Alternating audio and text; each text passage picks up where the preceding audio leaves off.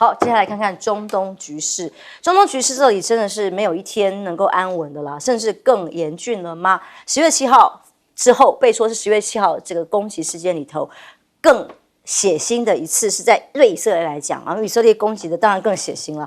这是真主党有无人机去袭击了以色列的军事基地，14号发生的。昨天啊，在这场攻击里头，怎么会无人机没有被发现，就如入无人境，进到了以色列的军事基地，造成了4名士兵死亡，超过50人的受伤。差不多是同一天，时间点可能有待商榷了。同一天呢，在南部边境地区跟以色列黎巴嫩这里，真主党也进行了直接地面部队的搏火，大概历经1个小时，村落进行巷战跟搏斗，两军临近边境的村庄搏火。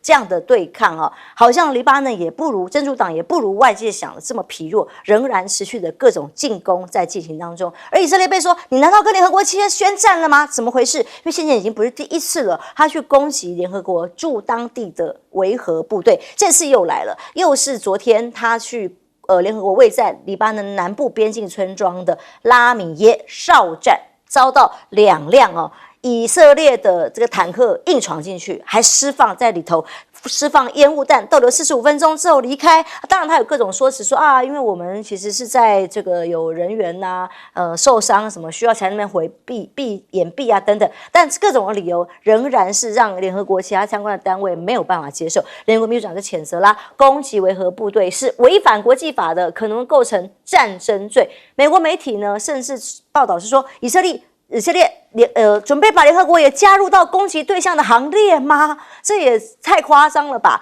卫星云图显示，以色列的军车已经包围了至少1个联合国营地。针对先前开始陆陆续续发生攻击维和部队的行为呢，就已经有40个国家发表了强烈的谴责哦。那纳坦雅胡有害怕吗？没有，他回应是说，警告驻黎巴嫩周围的这个维和部队立刻远离。所以黎巴嫩部队只要在相关地区存在，维和部队、联合国的人还是黎巴嫩人都不重要，他都会成为真主党的人质，所以叫你赶快离开，而不是说他会有所约束。所以以色列跟伊朗的战争在这个中东地区仍然是另外一个可能更白热化的吗？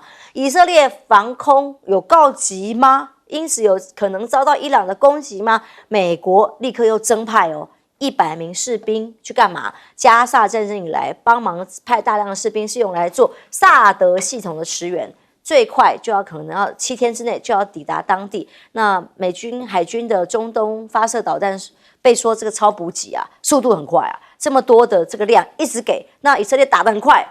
1年的产量几天就打完了，所以美国现在消耗库存的速度比导弹补充速度还要快，引起了警觉跟担忧，也告诉大家说，以色列现在是多方开火，一个战火是没有要停的意思，而且要扩大到联合国嘛没在怕吗？亮哥，联合国以色列在打加萨的时候就已经打死多少志工啊？那联合国维和部队，以色列本来就长期不满。因为2006年那个联合国1701号决议它是规定除了黎巴嫩的国防军跟这个维和部队之外，黎南地区不可以有其他的军力嘛。那以色列现在当然会质疑那为什么真主党可以进来？所以他就说真主党可以进来，我为什么不能进来？那他们已经在黎南在混战了嘛，那维和部队也不知道怎么办因为维和部队大概只有武警而已啦。不是真的军队啦，他不是说有什么重武器可以交战的所以他基本上就是在那边维持治安象征的意义比较大，象征意义居多啦，就是说你们不要进来，不要进来。结果以色列就觉得，我跟你讲一个数字，你就知道以色列不满在哪里了。2006到2023那个黎南跟以色列北部的屯垦区交火的总次数9500次。所以他认为你这个维和部队根本就跟废物一样嘛，所以我跟你讲，他这个出手都是有原因的，都是有历史原因的啦。他就觉得你不能解决问题，那我来帮我们的屯垦的居民解决问题了。因为北部屯垦区有10万人可是我认为以色列还隐藏了一个自己心里的小秘密啦，他要直接扩充领土，那直接把那个尼塔尼河给占领下来。对，因为1948年独立战争，以色列本来就有很多独立人士认为自然边界北部就是利塔尼河，就一直没有实现愿望，所以他们认为现在是第二次建国战争最好的时刻，他就是一路要打到利塔尼河。那利塔尼河啊，提供黎巴嫩30%的水量哦。黎巴嫩这块地是中东地区罕有的好地啊，因为它雨量充沛啊。那以色列是中东地区罕见的烂地，它非常的干燥，所以以色列都是抢人家的土地，然后抢到水嘛。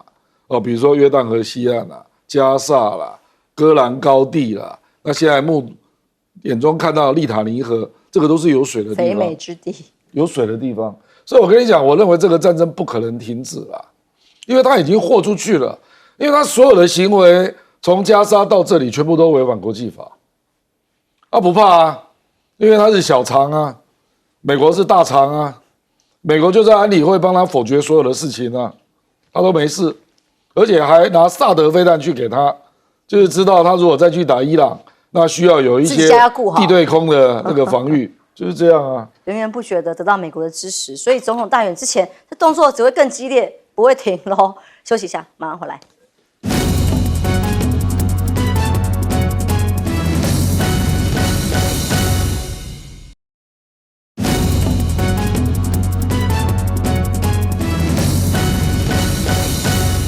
中东地区的战局，现在以色列是没有要打下来停的意思哦，连联合国维和部队一再的去攻击。兵哥，怎么看？你是以色列，你也不会停，为什么要停？反正我该得罪的已经全部都得罪了，我哪有差？反正梁子早就结下来了，那要打不趁这个机会打，你拖泥带水，到最后前功尽弃。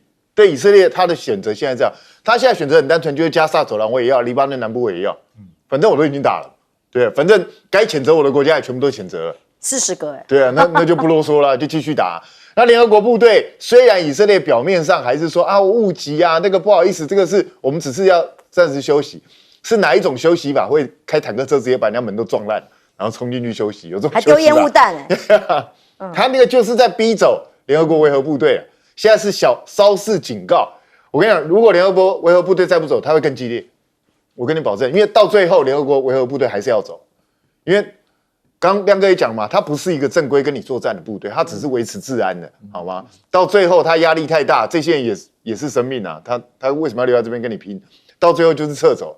以色列现在就是要逼你撤走，因为你们撤走了，我才好干事，他就可以尽情的在里头到处杀真主党，他就没差了。那对他来讲，反正以色列现在已经恶名昭彰了嘛，我哪有差？我就做吧。反正大家都干涉不了。那美国现在也是吃了秤砣铁了心，因为对拜登来讲，他已经别无选择了。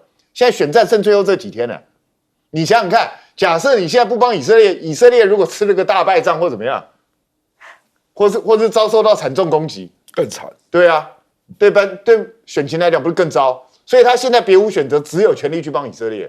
所以在美国大选选完之前，这边都不会停的啦。只要我喜欢，没什么不可以。对，就是你就看到以色列不断的攻城略地，不断的盗走，然后联合国人被赶走，然后欧洲这几个国家除了鬼叫之外，其他一点办法都没有，就是这样。这个真主党继续在反攻哦。法国是以前的祖国哎，那又怎样？法国也不敢真的，法国马克龙有种派军队来啊，他也不敢啊。所以真主党顶多也是骚扰性的攻击，他没有办法做大规模的反抗。武力实在是太不均等。休息一下，马上回来。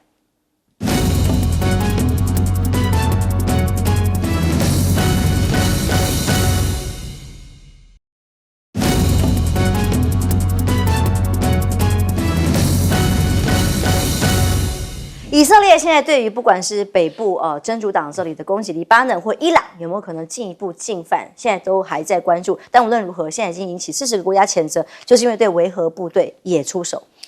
我一直很好奇，以色列任何一个国家，它要有一个战略目标，你将来想要干什么？而这个最后的目标一定是追求和平嘛？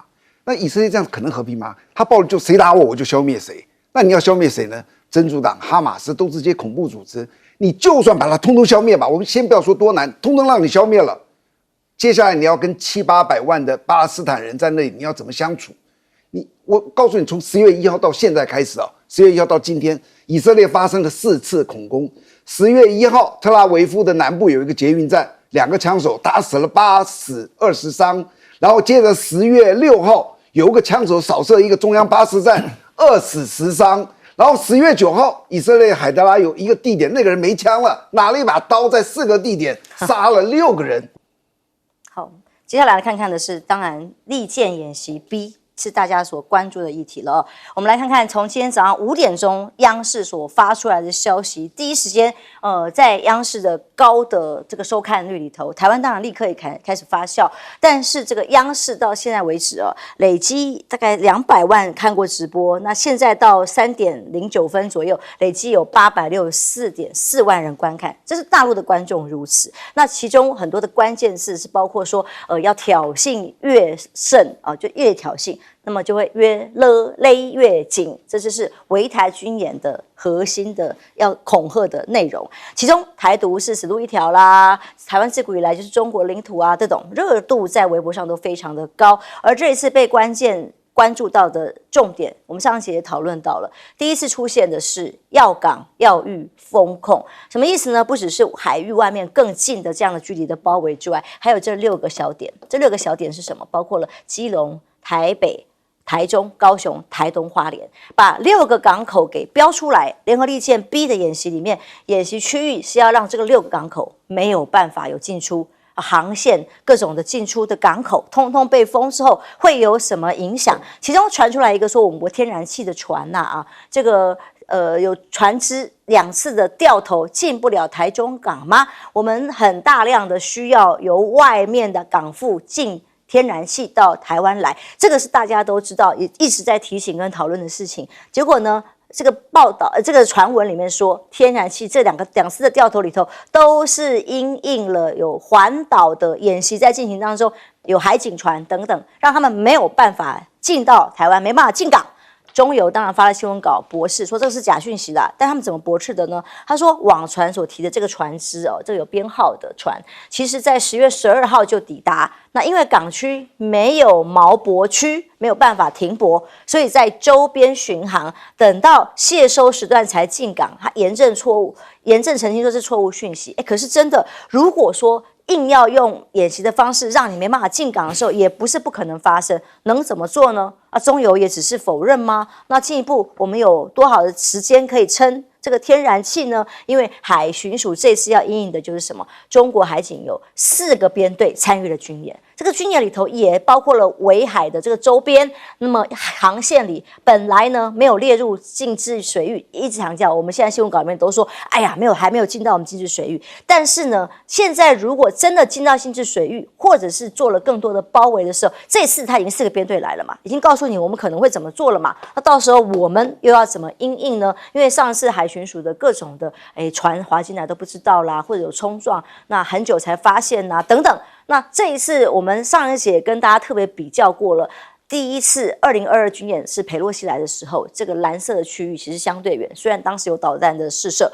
5月的时候，2024的 A 在黄色的区域里面也还这个包围已经范围广，那这次等于是把蓝色区域、红色区域把它全部补齐，告诉大家什么？越来越近，越来越近，越来越紧逼，面积缩小，更紧逼本岛。所以为什么选凌晨开始动员5点钟发布呢？央视的宣布，他的说法，这个叫玉渊谈天的官方的账号里面宣布，他的理由有几个，包括了万吨级的舰艇、怪兽船，首次参加对台的任务，还有点到面，从点到面环岛不固定的路线，在多个区域巡航，而且你就像模拟实战一样，凌晨就是给你突袭，还有中国海警手进到马祖岛。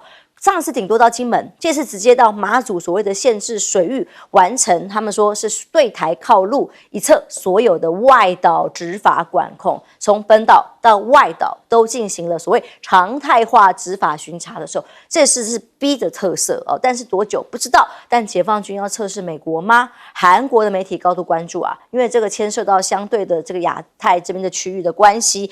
因为辽宁号10月13号就从巴士海峡通过，可能预想开战，可以借航母来阻断来自美国这些外部势力，包括日本韩国的援助或支持吗？这是韩联社的报道，认为在阻断美元是关键。演，而解放军对台的军演里头，学者认为也在测试美军是不是能够应对，包括朝鲜半岛现在也很紧张啊。朝鲜半岛前阵子金正恩也前2天也才宣布，非要有动作不可等等，甚至封闭互相的这个通航的交通。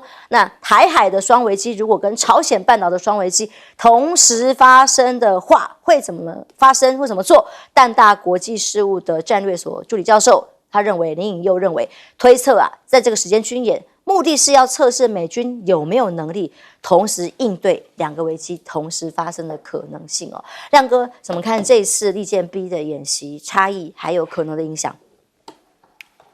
我这次主要的特征是，它有4个海警编队啦，而且上次 A 海警编队是在外岛嘛，那这次就直接到本岛啊，所以才会传出嘛，说他会不会临船登检啊？现在还不知道，因为今天只是第1天，对啊，当然还有一些细节啦，比如说靠的是不是更近啊？所以我们那个反舰的导弹那个价值都举起来了嘛，在花莲啊、屏东啊，据我了解，台中应该也举起来了这个就是不知道他会不会闯进24海里内了那另外就是听说潜艇啊，甚至空中加油机都出来了可是他这个因为没有发实弹，所以他比较像是就是在很短的时间就要求就定位了。所以还是心理威慑居多啦不过中油这个是有点误会就是说，因为人家贴出来那个就是说，他看到有一艘台湾的船在10月13号下午4点，那就在那边好像要靠港又不靠港这样了那人家并没有说不能进天然气啦，因为中油的回答就是说10月12号我们就已经卸货了。重点不是这个啦，10月12那个军演又还没开始，人家在 care 的是说10月14号从今天开始以后，因为我们是每天进货的，中油能不能每天进货？是这个才是人家要关心的嘛。就说高雄港啦，高雄港也有天然气的码头啊，台中也有那人家就是关心，因为这次军演有一个很奇怪的特质他没有说什么时候结束。是我补充一下，现在现场画面所带到的画面，就是国防部5点钟预定要发布的记者会，对，说要回应所有外界像亮哥所在质疑的。好，那你之前有国安人士预测那问题是它会有多久呢？影响会有多大呢？我国安人士是说会有演习啦，我们也不知道他要多久当时说10月10号嘛，对啊，但后来也是到今天开始之后，不知道多久。国防部怎么应应？而且他是全天候的，他今天早上5点45就开始了嘛，所以我们现在是知道他就定位了，可是接下来会有什么样的行动不知道因为理论上海警船如果要进来进限制水域才有意义嘛，或者是他要做登船拦检才能够凸显国际法律战嘛，就是说台湾是他的一部分那如果他都没有做这个动作，那就纯粹只是就定位而已了那我并不认为朝鲜这个动作跟中国有关我认为这个动作更像是，我觉得是那个南韩动作做过头了啦。他在1个月内到了平壤上空撒传单撒了3次，坦白讲我还没看过这种事尹锡悦你到底在干嘛那北韩本来就对尹锡悦非常有意见你连续派3次那个派到那个无人机了。到平壤上空发传单然后尹锡悦国防部又说这个跟韩国的国防部无关，怎么可能有这种事嘛？所以现在金正恩非常火大，听说今天就开始炸了，他要把那个南韩北韩的外联道路炸毁了。可是之后还有没有进一步的，这个没有人知道可是我认为那个北韩如果要做动作他不会是配合中国的啦，因为他们关系现在非常不好因为中国大陆是希望北韩无核化嘛，那对于北韩有一些动作，其实中国也是有意见的，所以我并不认为是中韩在联手我反而觉得北韩是在帮俄罗斯啦就是这个就是我要在亚洲制造个变数让你美国更不能够把焦点都放在俄罗斯那俄罗斯乌克兰也进入收尾的动作了，而且更重要是，普京希望川普当选了，所以越乱越有利于川普当选。刚刚国防部的记者会先告诉大家说，我一切都在掌握之中，所有的情资都知道会有这样子的这个利剑 B 的演习。同时，他也回答了刚刚有记者问亮哥的问题，那知道可以掌握说这个演习会多久吗？他说，预期他以后会是常态性的演习，所以等于没有回答了。林哥，这个就是我们最麻烦的地方。好，你说现在人家可能会变成常态性演习，那他什么时候结束？不知道。那他会进行到什么情况？不知道。他接下来我就问一个，他锁定我们6个港口，如果他开始对所有进入港口的船只进行检查，你怎么办？请问我们打算怎么回应？万一有船只被带走，对，万一怎么办？是让他检查呢？让他行使他的公权力呢？还是我们要上去抢人？还是我们要去拦阻、要去护航？我们打算做到什么样的地步？其实这个是很严肃的一件事情。我讲实在话，因为你说解放军一定不会这样做吗？很难讲啊。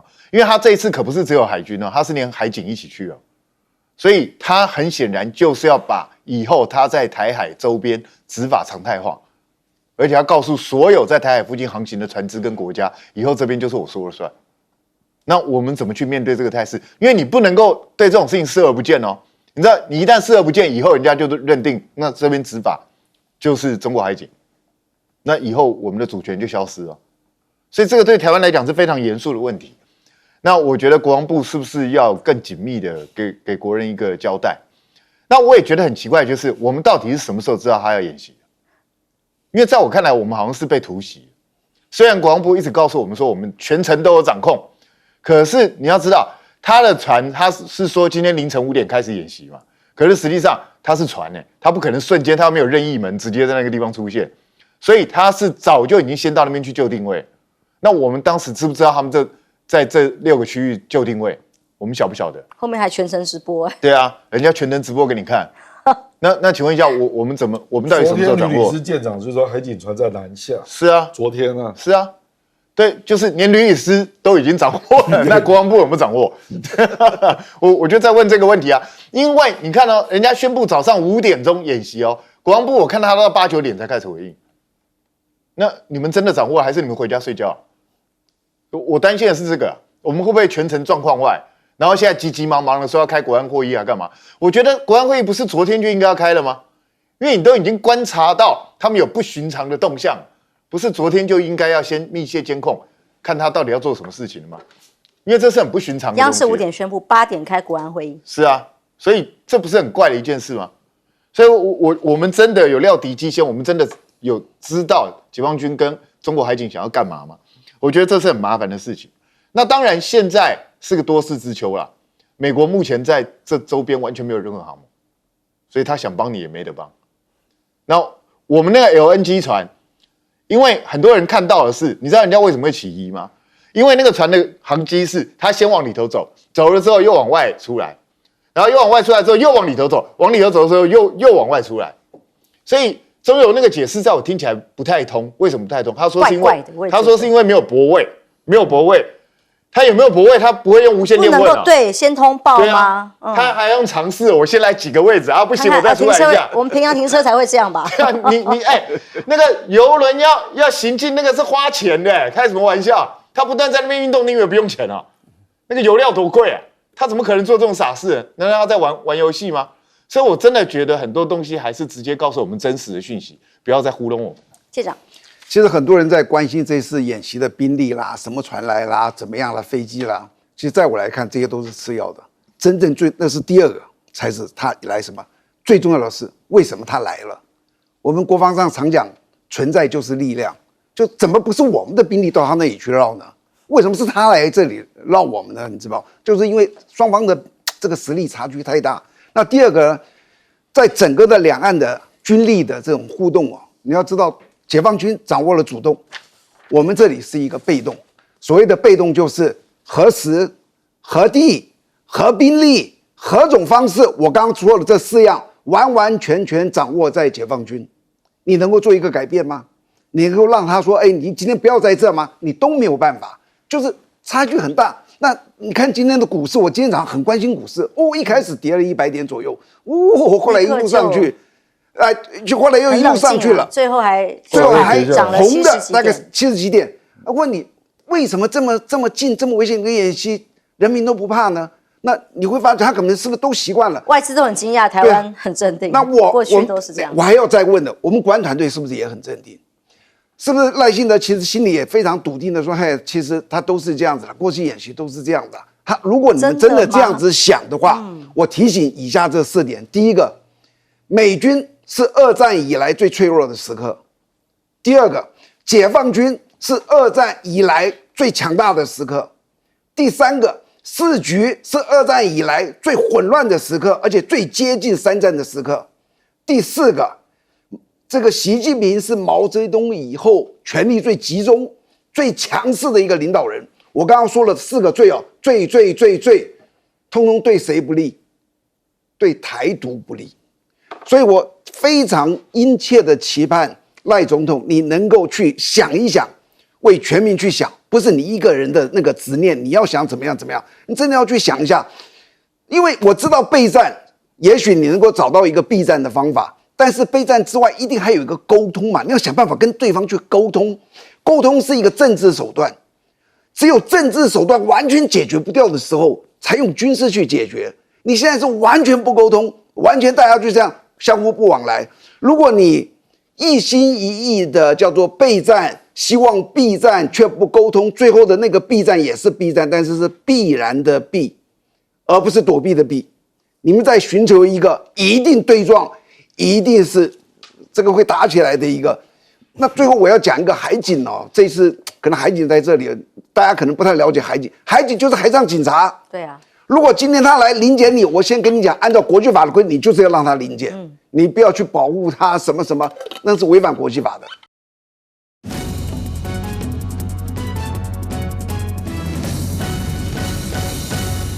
观众朋友平安，欢迎收看 TBS 新闻大白话，我是王浅秋。首先介绍这一节跟我们去讨论最新国际以及国内话题的来宾，第一位是耶鲁政治学博士郭正亮亮哥，大家平安。资深媒体人谢寒冰，主持人好，大家好。前舰长退役上校黄征辉舰长。主持人、各位观众，大家好。今天当然大家关心，除了这个利剑2024B 的演习之外，还有昨天刚刚罢免案做出了结论，全民否决掉了基隆要罢免市长的这个案子哦。这个所有的结果呢，象征的意义是什么？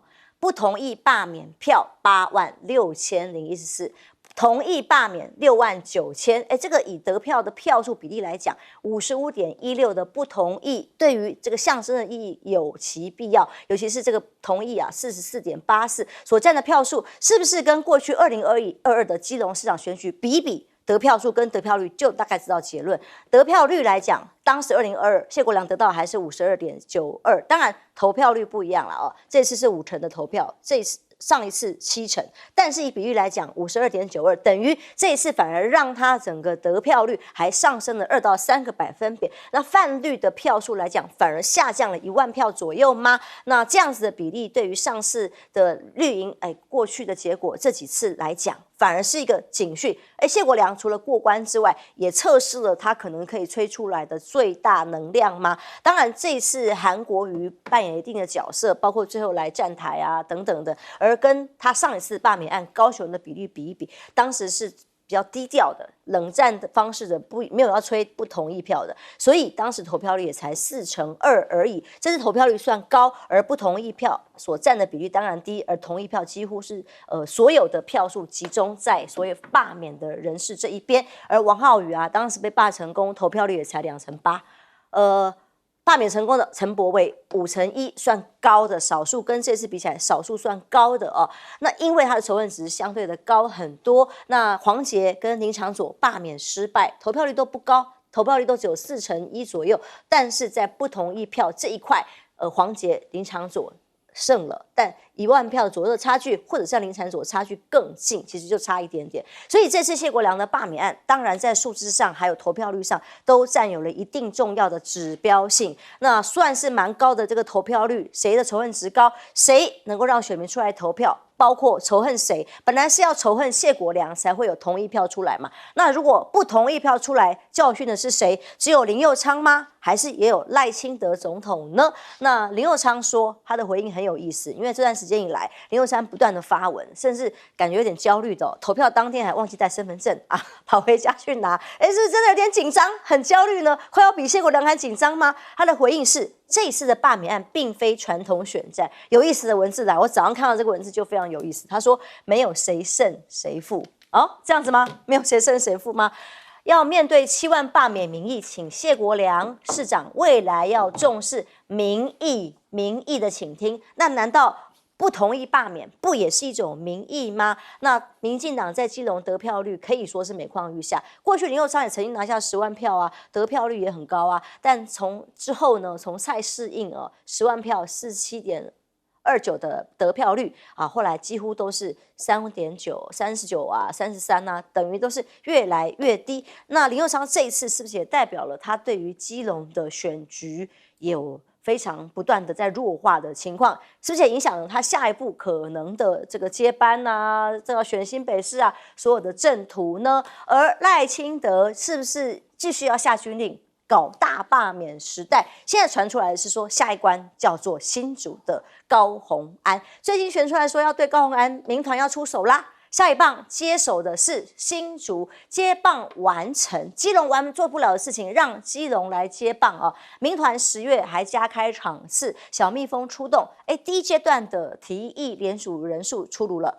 目前是1360份，还不高啦。目前连署了5个月好，还才1360份，有没有可能成案？大家在观察。但罢梁失败会迎来的大罢免时代，会不会变成一个问号？现在民进党说，要暂时按兵不动，关键在总预算吗？这是绿营人士跟媒体所透露的消息。民进党的战略是什么？任务先要通过总预算，怎么通过？因为他先为什么要做罢免，就是要把人罢掉嘛，换成他们人的多数嘛，在立法院才不会老是表决输嘛但在这之前，是不是预算要先能够过？那上一次总统赖清德对于这次的罢梁呢，几乎没有，表面上没有协助罢梁，私底下的运作或者协助联署啊，这些办公室啊或者资源，当然是很难说啦至少表面上没有这样做啦。所以绿营又是这个不知名的绿营人士分析说，现阶段对民进党来说不为也。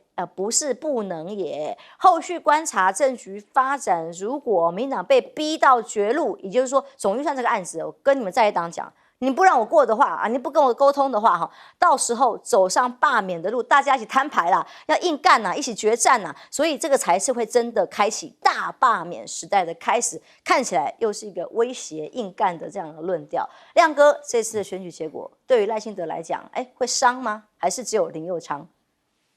应该林右昌是很明显直接打击嘛，就是新北市长大概没了啦，新北市长大概就是苏巧慧了，因为你这个，其实这个整个的动员的过程我真的是严重怀疑赖清德是开绿灯我真的觉得是林右昌一厢情愿，全力以赴，就是因为基隆市前后任。没介意输的感觉，前后任非常的不快，所以我认为是私人因素居多。你可以看民进党的立委嘛，事实上去跟那个罢免的站台，就是林右昌自己跟沈伯洋为什么其他立委都不去呢？如果你说有那个政党对决的味道，你看国民党几乎全到对不对？最后连韩国瑜都出动。我认为这一局因为基隆的副市长邱佩玲是民众党嘛，是。那你到了最后，你也看到张启凯去站台，蓝白一起扫街，还有吴春成，对不对？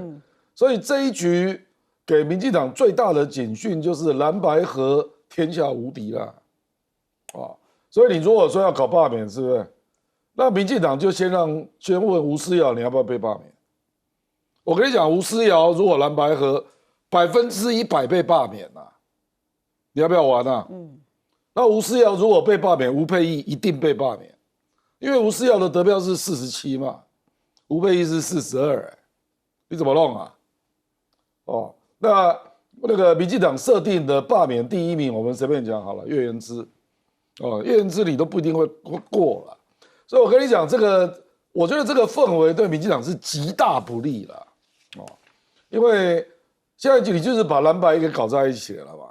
那蓝白当然有一个原因，是因为柯文哲现在还在羁押，那即将可能会被判刑那起诉先，那也包括国会的对峙嘛，那个民众党提那个公粮要加购，你也没有同意啊，所以我觉得以目前的阶段，蓝白就是已经融合在一起了啦因为你接下来看立法院可能的动作，你也看到卓荣泰那个做法嘛，我最多只能加4万，其他2个议题我连谈都不谈，就是那个健保值0.95点数，还有公粮加5块，他都不谈啊。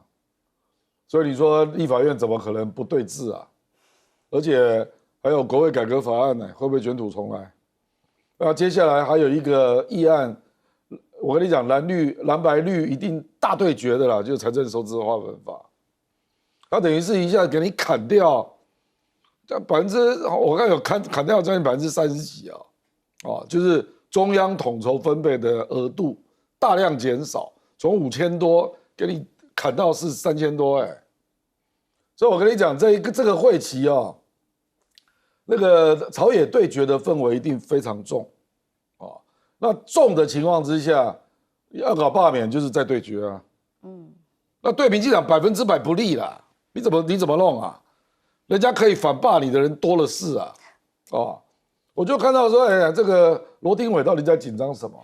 罗廷伟赢了7%多，我说那个台中比他危险人多嘞可是我跟你讲，如果氛围不对你硬要去搞卢秀燕的场，你都不会过了，就是这样了因为那个是一个大的氛围，正当性不足的话，就是这样可是我觉得现在最危险的就是台北市吴思瑶跟吴沛忆我简单讲，吴思瑶又是这个会期的干事长，你首当其冲就整天准备跟人家吵架，那你吵到明年2月1号以后，你就准备被罢免，就是这样啊。所以吴思瑶是最倒霉的一个缺啦，因为朝野对抗干事长就是吵架的最前面，仇恨值最高的，仇恨值最高的嘛，所以这就是你的命啊！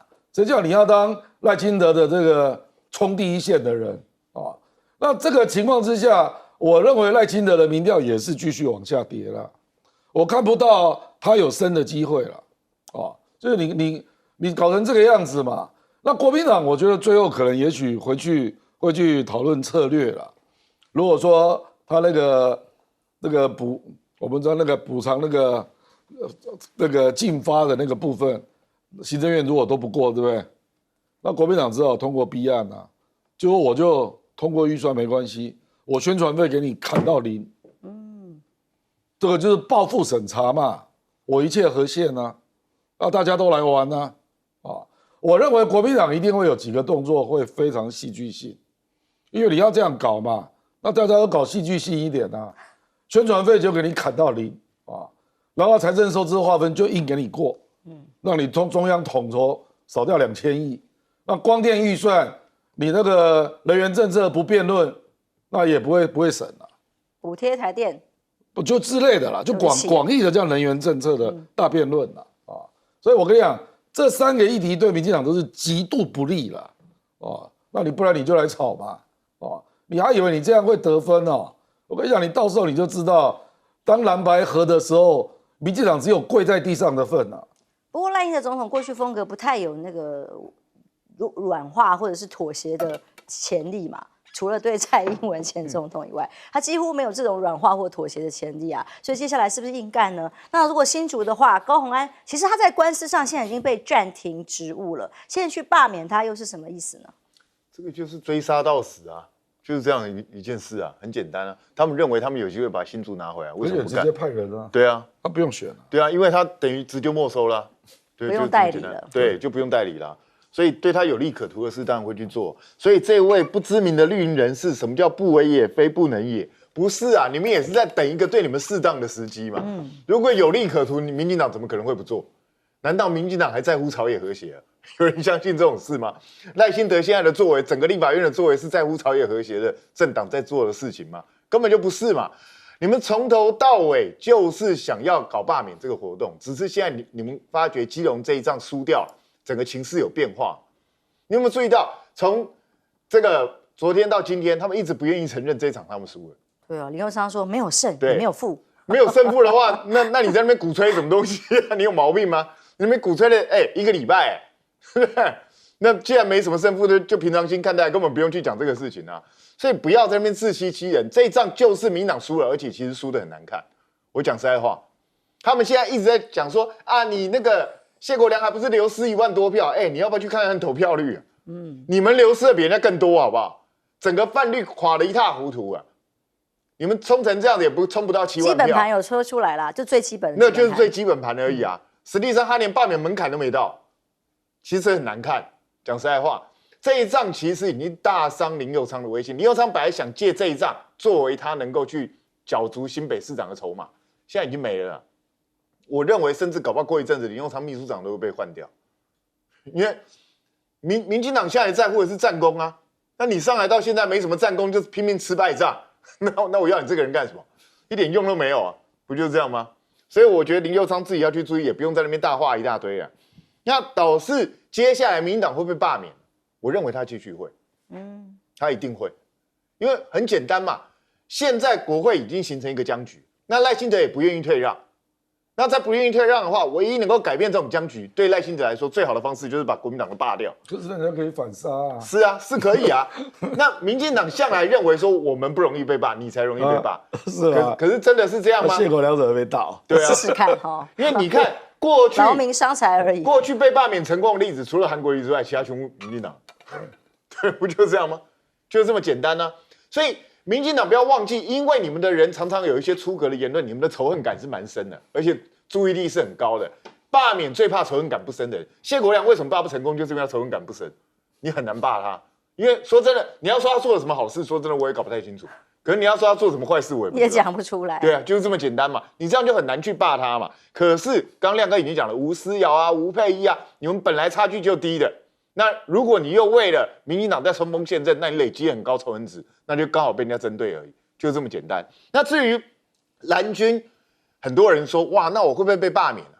我其实一直觉得很趣味的一件事，就是一个人如果担心被罢免的话，他为什么要出来选举？我就觉得很奇怪。你就算这次没被罢免成功，你下次也选不上啊，不是吗？所以你怎么会去担心罢免这种事情呢？你就是想办法把自己做好，就这么简单的一件事情而已嘛。所以我觉得谁担心哦，谁就是民进党想找的破口。民进党现在就是想找这个破口，看你们谁怯懦。之前罗廷伟就被人家发现一个破口，那接下来还有谁会变成破口，我不知道。但是我觉得国民党跟民众党心里头应该非常清楚，现在蓝白如果不合作，就是被各个击破；蓝白如果合作，才能够让民进党开始要犹豫，他到底能不能这样做。那民进党是一个专门见缝插针的政党，只要有机会，他绝对不会放弃。重点就是你们要不要给他这个机会。老实讲啦，我认为立法院的僵局要解决，只有蓝白碾压到让民进党不得不求饶为止。只有这个时候，民进党才愿意谈。在此之前，民进党是谈都不会跟你谈。赖总统上任以来，现在要解决的难题僵局还真多，立法院总预算什么各方面还卡住。那两岸之间更不用讲了，在军演之后，现在到底怎么解决？说不定还有更大规模的经济啊等等的围堵的时候，赖总统对于这个事情还会继续推大罢免时代吗？我觉得民进党他们会非常热衷于罢免。我想了一想，有4个理由，大家去想一想，这个4个理由存不存在？第一个理由，你支持一个人当选哦，是靠我爱你，我信任你，那是一种爱。去支持要一个人罢免是恨，仇恨值是很容易挑起来的哦。仇恨就是最便宜的选票。我今天帮你一个事情，你能记3天就不得了。我今天骂你，你10年后大概都会记住，你知道？恨很容易撩拨起来。那第二个，那民进党如何撩拨恨呢？他掌握了大部分的媒体，80%这个认知战。你去看看民进党的那些节目是如何去攻击一个人的，你就知道他们是各种的有的没的他都讲。这是第二个，抹黑丑化。然后第3个，你就知道平常选举的时候，我举个例子，在这个大选、总统大选、民代选举，全国有多少人在那选举啊？那个太分散了。可是罢免，我可以告诉你，他集中所有的火力，所有的这个绿媒的台，全部在攻击你一个人。那个是很有效果的，你知道？你可以，当然你说我根本不看这些，但是对不起绿的受众就会去看他这些东西。然后第4个，罢免一定要比银弹啊！你以为动员是干嘛？大家自发性的出来动员啦？那后面都要有钱，谁有钱？现在民进党有钱，所以我刚说的这4个，记住哦，谁会撩拨仇恨？民进党，国民党没这么厉害。谁拥有更多的媒体能够挑起仇恨？民进党、国民党现在能掌握的真的是很少。第三个，谁能够把全部那只有在选举的时候，我现在就针对你一个人打你，你看看民进党集中火力打一个人的时候，那真的所有都在打。然后第四个，赢弹谁有钱？所以综合起来，结果他们认为他的胜算大。那国民党必须要真的去想一想，他一个一个对你的时候，这4点你要如何去突破？